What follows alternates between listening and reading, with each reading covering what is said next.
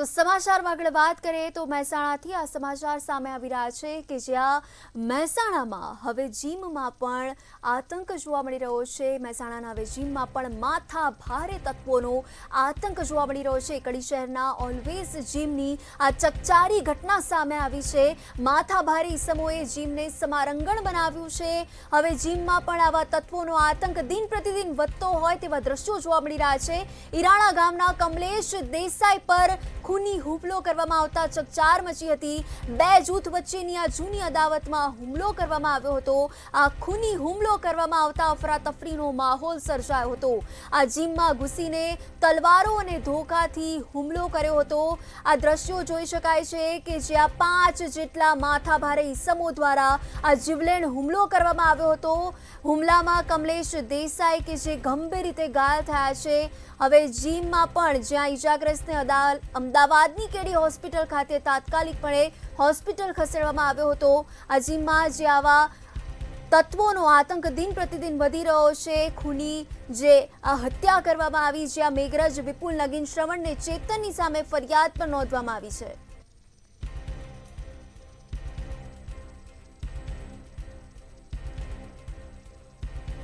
आ खूनी हुमलो करवामां आव्यो जेमां कमलेश देसाई नामना व्यक्ति गंभीर रीते घायल थया हता।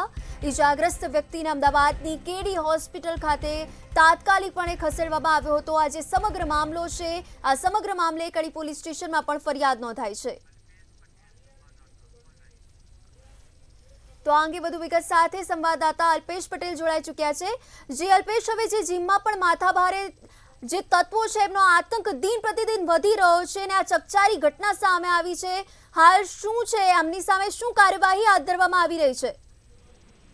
કૃતિ ચોક્કસ જણાવી દઉં કે મહેસાણા જિલ્લાના કડી તાલુકાનો ઓલવેઝ જીમ જે છે તેને ઘટના સામે આવી છે અને માથાભારે ઈસમ જીમને સમારંભ બનાવી દીધું હોય તેવું સ્પષ્ટપણે સીસીટીવી દેખાઈ રહ્યું છે અને ઈરાણા ગામના કમલેશ દેસાઈ ઉપર ખૂની હુમલો કરવામાં આવ્યો હતો અને જે બે જૂથો વચ્ચે ચાલતી હતી જૂની અદાવતમાં જીવલેણ હુમલો કરવામાં આવ્યો છે અને ઓલવેઝ જીમમાં ઘૂસીને તલવારો અને ધોકાથી જીવલેણ હુમલો કર્યો છે અને 5 માથાભારે ઈસમોએ જીવલેણ હુમલો કર્યો હોય તેવું દેખાઈ રહ્યું છે સ્પષ્ટ સીસીટીવીની અંદર। અને જીવલેણ હુમલામાં ગંભીર ઘાયલ જે અમદાવાદ કેડી હોસ્પિટલ ગંભીર હતા તેને કેડી હોસ્પિટલ ખાતે ખસેડવામાં આવ્યા છે અને આ બાબતે કડી પોલીસ સ્ટેશનમાં ફરિયાદ પણ નોંધી છે અને જે આરોપી છે મેઘરાજ વિપુલ અને નગીન શ્રવણ અને ચેતન નામના ઈસમોને હાલ હુમલો કરવામાં આવ્યો હતો જે હતા તેના ઉપર અને હાલ જે બેખોફ થઈ ગયા હોય તેવું સ્પષ્ટપણે લાગી રહ્યું છે। હાલ સીસીટીવીની અંદર જે પ્રમાણે બેફામ થઈ ગયા હોય તેવું સ્પષ્ટપણે દેખાઈ રહ્યું છે અને હાલ કડી પોલીસ આની હાલ તપાસ હાથ ધરી રહી છે। જી બિલકુલ, સમગ્ર માહિતી બદલ આભાર। તો જે પ્રકારે આ ઈજાગ્રસ્ત છે અમદાવાદની એનકેડી હોસ્પિટલમાં તાત્કાલિકપણે ખસેડવામાં આવ્યા હતા।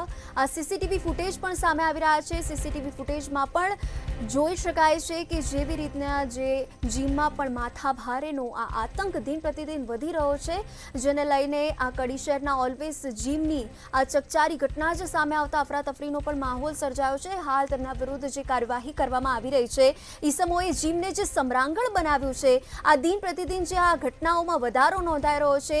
આ ઈરાણા ગામની આ ઘટના કે જ્યાં કમલેશ દેસાઈ પર આ ખૂની હુમલો કરવામાં આવી રહ્યો છે અને આ બે જૂથની વચ્ચે જે જૂની અદાવતમાં હુમલો કરાયો એના સીસીટીવી દ્રશ્યોમાં પણ આપણે જોઈ શકાય છે કે આ જીમમાં ઘૂસીને તલવાર અને ધોકાની સાથે હુમલો કર્યો હતો।